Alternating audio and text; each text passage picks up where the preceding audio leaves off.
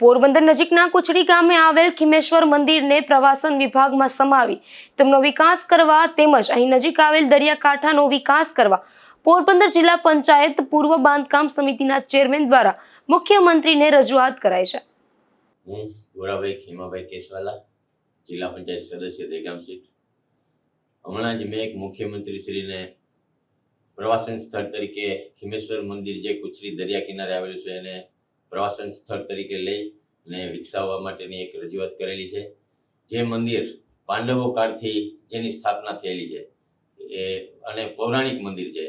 જેની પાંડવોએ સ્થાપના કરેલી હોય અને રોજના અનેક લોકો ત્યાં દર્શને આવતા હોય અને મુખ્ય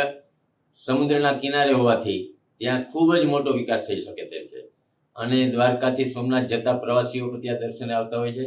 અને અનેક લોકોને ત્યાં દર્શને ન લાભ મળી શકે એમ છે અને એક દરિયા કિનારાનો ખૂબ મોટો વિકાસ થઈ શકે એમ છે અને એક ફરવાલાયક સ્થળ પણ થઈ શકે તેવું છે। અને કુચડી જે જૂનું નામ છે કુચડીનું તે કુશસ્થલી તરીકે